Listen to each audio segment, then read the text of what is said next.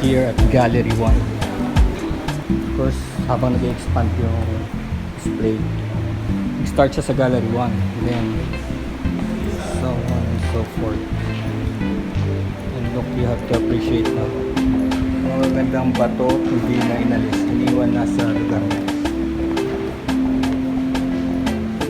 Who would think that that is art? So, talagang pag-wide ang ideas mo sa art. Look,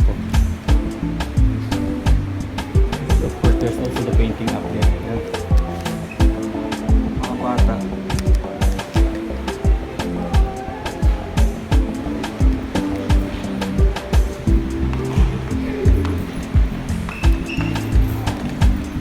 What is this?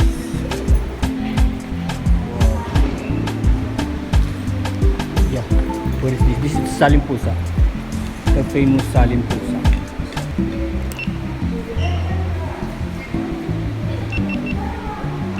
Pagka-pinto, lagi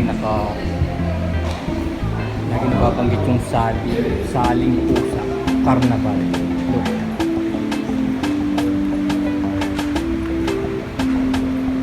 And look at the date. It's 1992.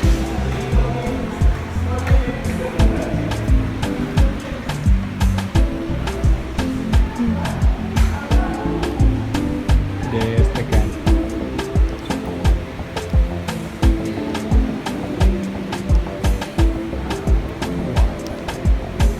Carnival means, carnival is in English is carnival.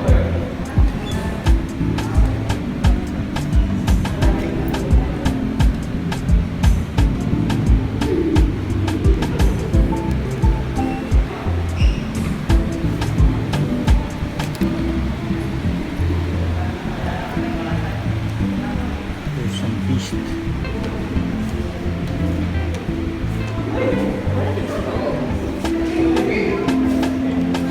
Clown. Look. Clown.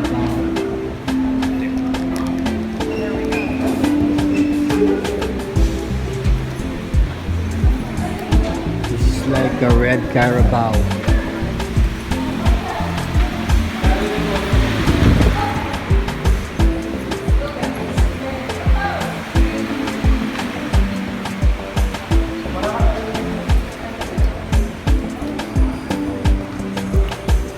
Beatles always here. Gallery 2. We're in Gallery 2.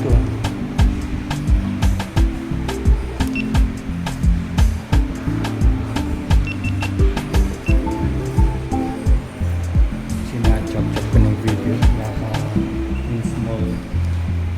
In small pieces may upload natin. Hindi nakakaumay. Ang neto with dents. Kay doktor to.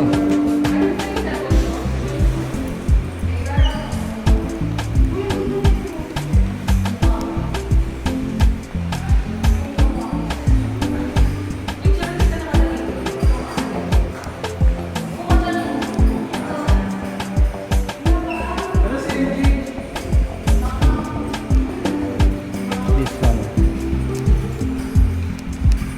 Elmer Portongan din inalis dito to. See, this is where I got my idea. Yung idea ko na gumawa ako ng isang boxman din. Gumamit din ako ng shoes. So dito ko nakita kay Elmer yung idea na yun. Of course, the speaker system. Box of the speaker. Kaya lang itong mga kamay, hinulman niya to yun. Ni-racing niya to. And of course, the face. The face, hinulman niya. I may believe baka gumagana pa nga ito. Hindi, sinarado na niya. It's no longer a functional speaker. Kailangan talaga hindi hawakan ito ng tumba. Okay. What's this?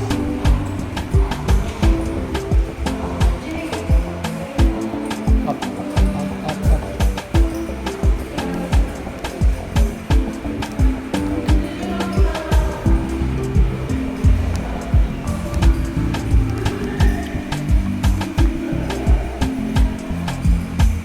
This one is also playing with negatives.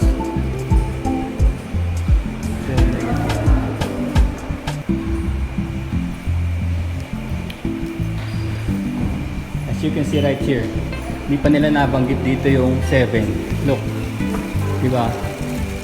There was a time na wala pang 7. It's only 4, 5, 6. Pwede tayong ganito, gumamit ng ganito. This is typewriter. Please don't touch the artwork. Salita.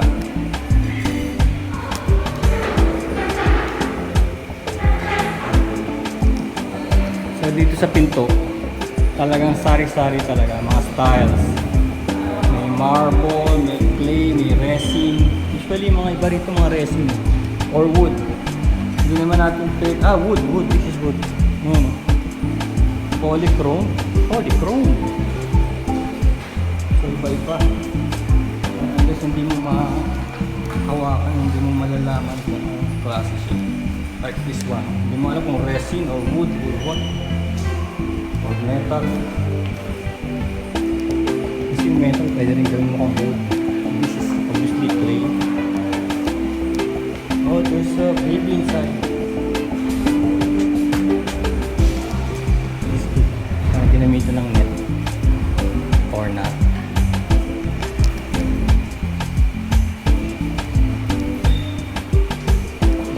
That's the artworks. This one is parang Matisse style. Impasto.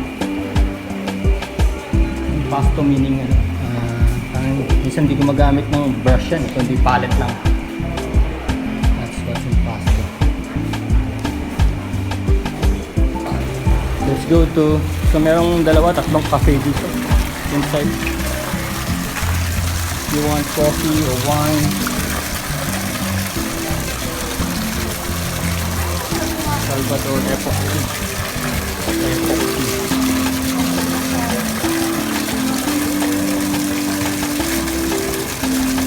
Ang COVID pa nga, may mask yan. Look oh. Look at the texturized brickwork, masonry work. Look. Sino makaka-appreciate niyan? Saka sinong gagawa niyan? Kundi artist lang. And look at the old wood. Look at the old wood. Diba? Obviously, parang hindi yan yung support beam ng bahay, kundi aesthetics na lang yan. Look oh. May sariling metal work yung bahay. May sarili siyang metal work. Pinasok lang yung old beam para magmukhang luma. Okay, let's go. Ay, yun pa nangyari dito.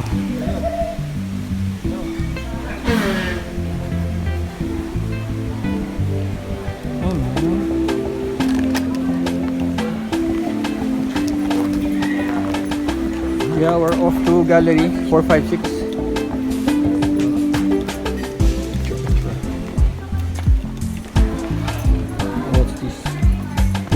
Alam nyo kung titignan nyo sa internet yan, kung saan galing ang history nito mga to, mga pinyata. Meron mga magagaling na artist around the world na nagsimula ng gantong style.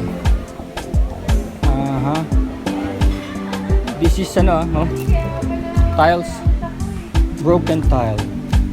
Tapos talagang out in the open siya. Kagaya yung sinasabi ko nga sa inyo, out in the open yung ibang art. Tapos habang naluluma siya, lalong gumaganda.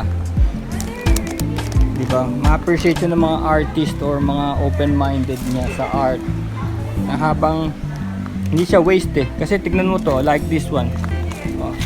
This is brickwork, pero as you can see, nilumot na siya. No? Obviously, pwede mo yung linisin. Obviously, pwede mo ibalik. Pero meron din kasing beauty sa habang naluluma. Like stone. Ito. Diba? Together with kung ano yung nangyayari sa mga halaman. Ganun din. Let's enter the other door. 456, ang layo pa natin. 456 and going. Ito, meron pa pala isa rito. Ayan, it's a horse. Oh, grabe, lamok dito. Laki, oh. Pasok tayo. Pato. Ito pato.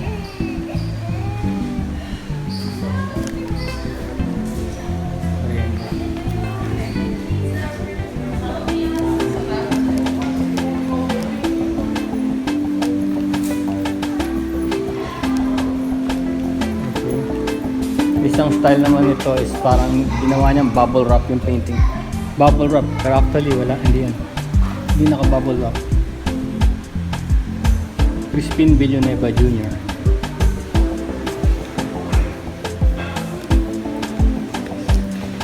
This one, ito yung hinanap ko sa internet noon. Parang galing sa isang Indonesian artist yung style niya. Na siguro ginaya na rin ng Pinoy. Thin fiberglass.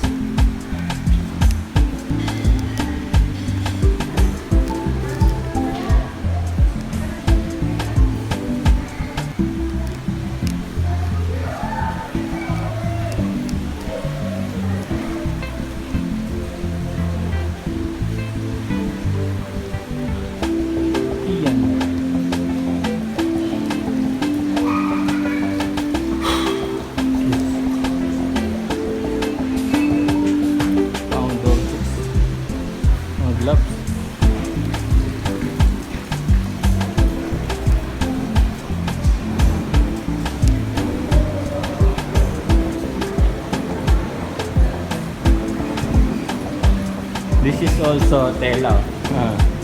This is cloth art.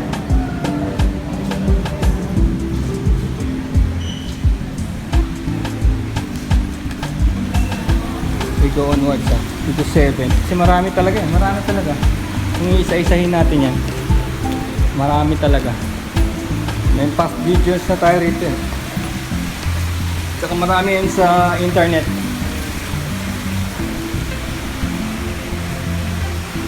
Texture and finish. Make it look old. Also this one. Inside there may mga picture. Yun na. Ayan, Gallery 7. This is our target. Ito yung Gallery 6. Diba?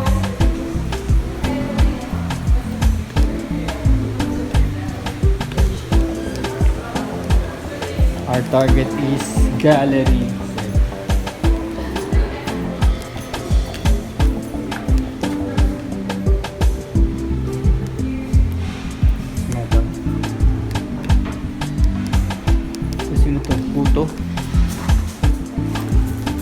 Puto, wall to wall. Hirap na siguro gawin nito. Cut ka pa dun, oh. Puto, wall to wall, puto.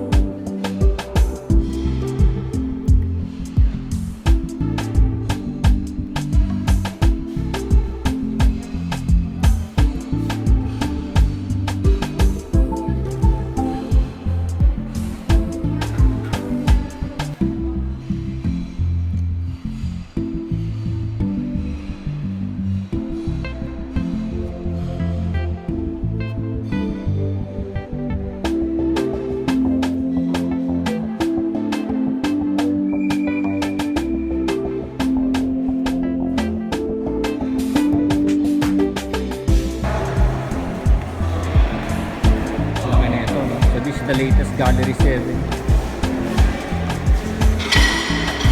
na sometimes pag tinignan nyo sa mga mapa wala pa to, hindi pa rin mailagay yung Gallery 7 sa mapa, pero malaki to, isa sa pinakamalaki nila. So obviously this room, itong room na to ay napapalitan yung mga laman. So last time it's about opacity, it's about darkness. Nandito ako nun, darkness naman playing with black. This time playing with light. Ayan. See, the subject of light is not new to visual arts.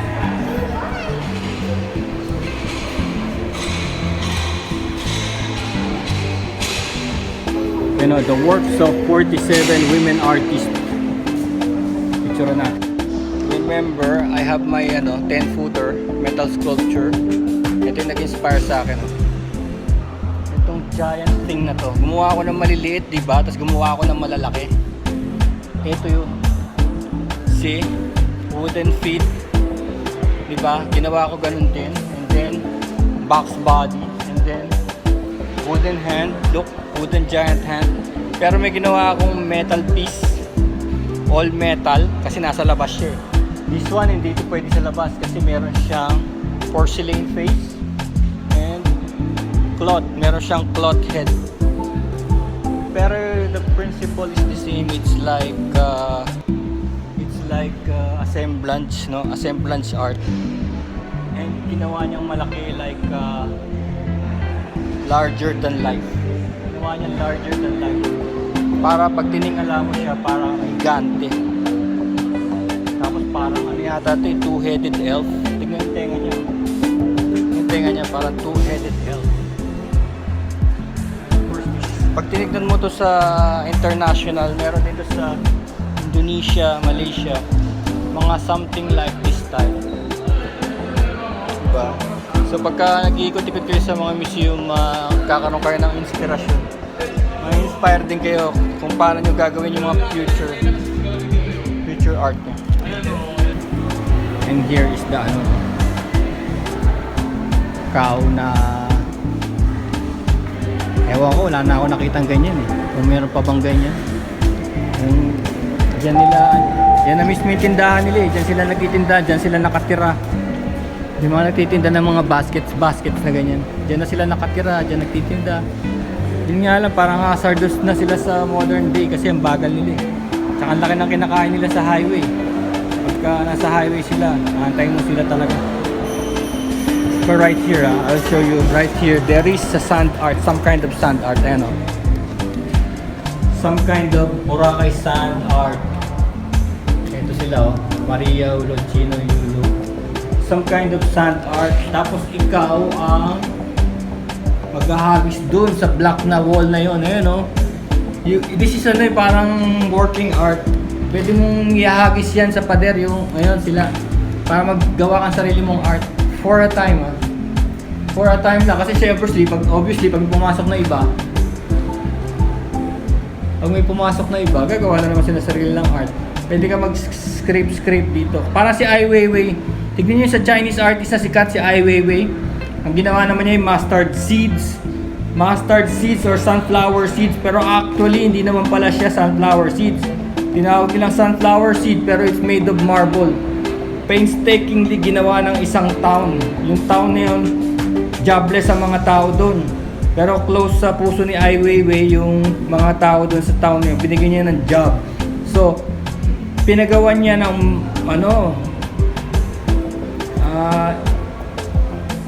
sunflower seed, isa-isa, ang liliit.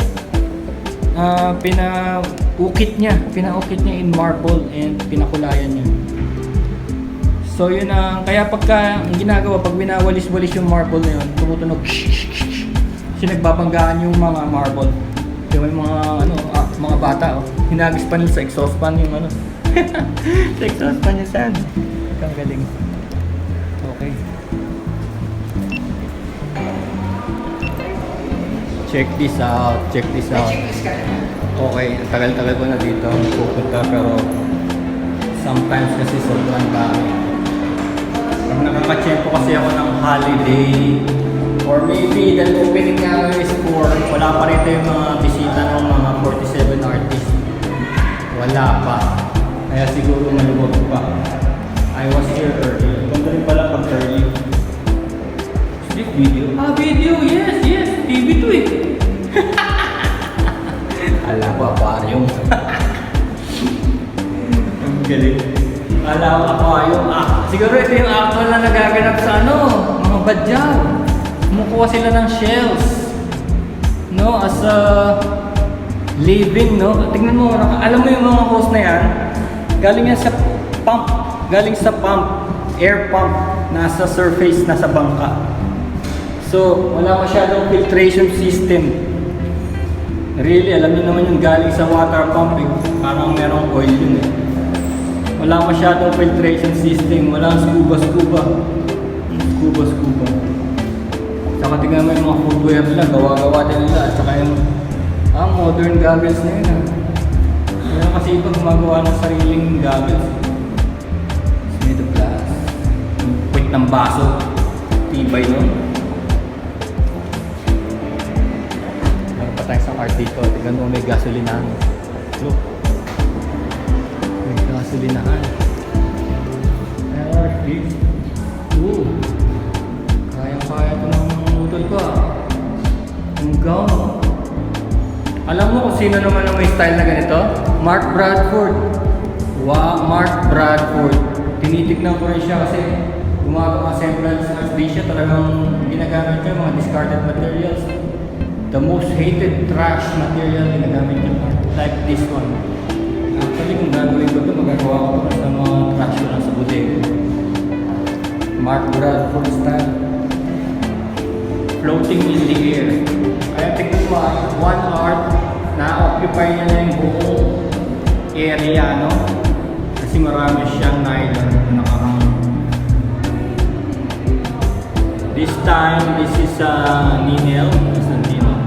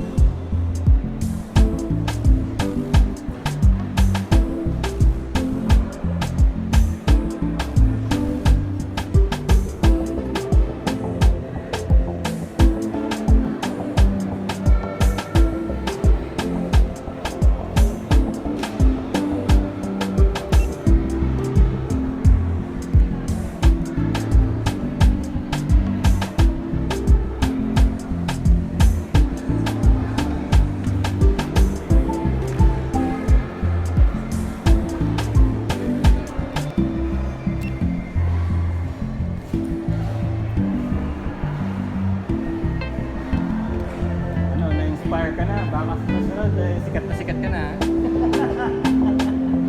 Yan lang din naman ako na-inspire, patingin-tingin. Kaya mo, kaya mo sa paligid mo, maraming buhang. Mahal kasi pag bumili ka, pintura eh. Ganyan, ganyan kalalaki. Mahal yun. At magkakamali ka pa. Asa man yun.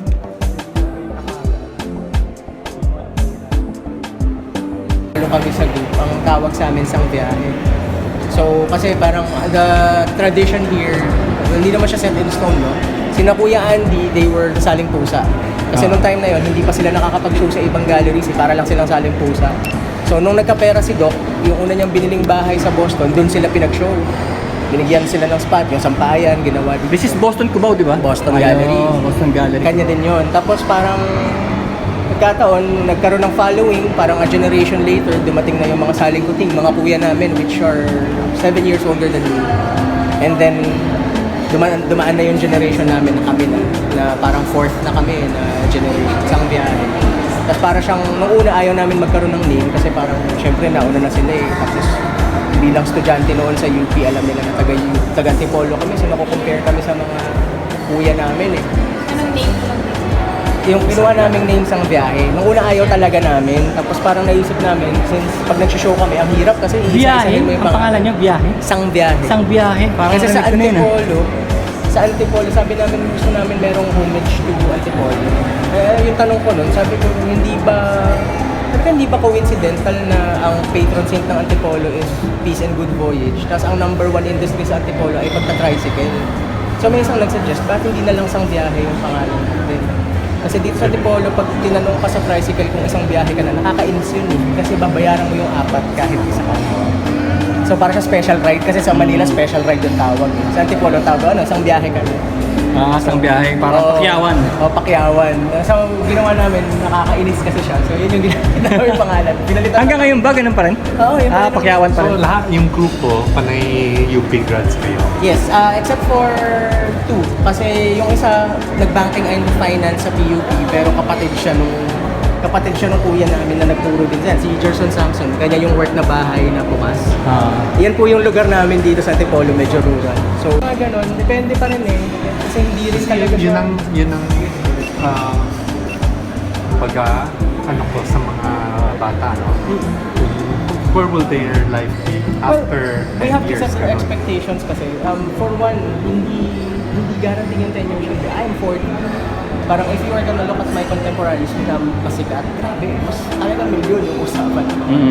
Presyo. But at the same time, may kapalit din yung mga yun na yung production nila kailangan hataw, yung connections nila kailangan. Grind talaga siya. Parang madaming as kids growing up, we thought magkikita lang kami, gagaling kami, magbibenta trabaho, tapos magkakapera kami, okay buhay na. Hindi gano'n. Madami pa siyang Business side. Business side. Yung business side, medyo matagal bago ko na pick up eh. Kaya kailangan kumuha ka na ng tao.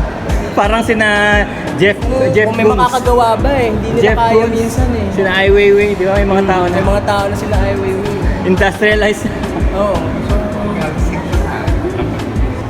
So ito, property na to ng ano, no? For sale pa rin ba to? Hindi na. Everything on the walls are either For sale. sa museum or on loan sa museum.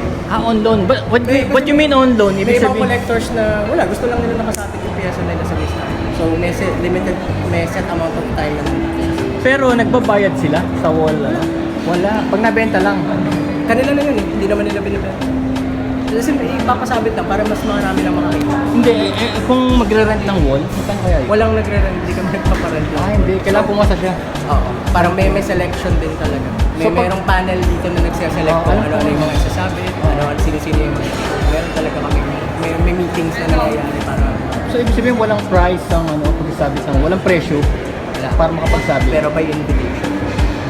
Invitation. Wow. Kasi magugulat ka na lang kasi nung na-acquire sa akin ito, dito naman nila nagsasabi. Ano ba meaning nung sa ulo? A cave, parang allegory yung cave ng cave. Yan yung kwebo mo. Kung ano yung pag-iisip mo. Yun. Pero yung parang galing ka sa sex, ganun ba yun? Para Hindi pagod naman. siya. Hindi naman. Parang ginawa ko lang hubad para ipakita na mas vulnerable siya. Oo, tapos may partner doon, oh. Kaya naging ano eh, parang may partner, tinitingnan ko, isa gumawa eh. Nag-erotic. Naging erotic eh. Ayos, ang ganda sir, ang ganda. Galing mo. Thank you po. Thank you rin. Thank you. Diba sabi ko, asa na? Tara. Tara na sir. Asa yung piece mo? Medyo masama ang parang Ganun ba? Sige, okay lang. next time. Buti na dito ka ulit. Hindi, sinabi ko kay sir, ano eh. Di ba may gallery nga ako? Yes. Oo, kaya kumukuha ko ng mga inspiration ba? Tapos tama-tama susuportahan natin yung mga 47 ladies doon. Correct. Tinitignan Good ko. to see you here. Oo nga, hindi ba lagi na ako dito kasi nga ganda yung advocacy rin dito eh. Parehas nung sa akin. Dito ka rin sa...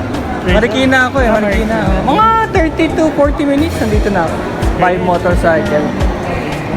Tinitignan ko rin how people can, kung sino ba yung napipili maglagay, how paano nagpapalit, kailan, mga ganun ba? Gusto ko rin malaman eh. Akala ko, they pay for the ball. Ay, no, hindi, no. Pero pagka may nagbentahan, may porsyento, no? Ito po mga to. Siya nga pala, ba't hindi kasama to? Ha? Hindi kayo naglalagay dyan. Permanent na po. Ay, ito po. Oo. Tsaka hindi kayo naglalagay sa mga taas? Masyado na po mataas. Hindi yun yung area na yun, kagaya no? Ito po, yan po yung selling na galleries. Hindi, I mean that upper portion. Hindi talaga advisable na maglagay dyan?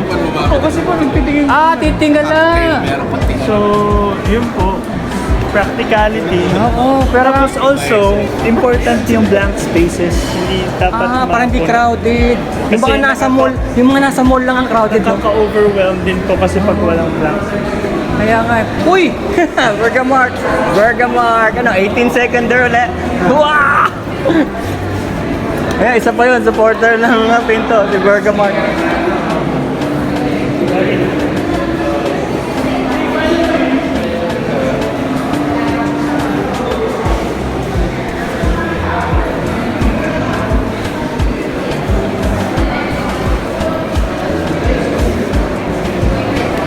Ganda ng mga works mo ah.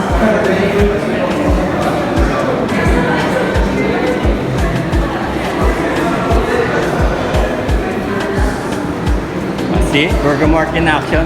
Bergamark Instagram. Itatanong tayo kay Bergamark kung ano. Siya yung gumagawa ng Instagram na video na 18 seconder. 18 seconder only. Kaya tatanong ko sa kanya kung gumawa na siya ng 1 minute. Gumawa ka na ba ng 1 minute? Dati ganun. Tapos binaba mo na lang binaba. Ang bilis talaga, ang bilis ng dati eh. Nakita ko, ang bibilis nga, tsaka ang bilis ng recall, no? Talagang pak. Pasok ka agad, no? Tsaka yung mga Summary naman. pasok-pasok, no? Pero may longer version ka, no? Ano mga longer versions? Parang ang ganda tignan kasi ang ganda Nasa ng camera client, mo eh. nasa client ko yung mga longer. Ganun. Ang ganda nung ano mo eh, nung resolution. Grabe. Sa Instagram nga nakita ko. Pinapost mo rin sa Reels yun? Facebook hindi. Instagram Kaya lang. nag-stop na ako sa Facebook. Instagram na talaga. Tapos yung clients. Kaya nga, lagi tayo nagkikita eh. Dahil nagpo-post ako, nakikita ko rin sa'yo eh. Yun nga lang, wala man lang ako kilala ng isang artist.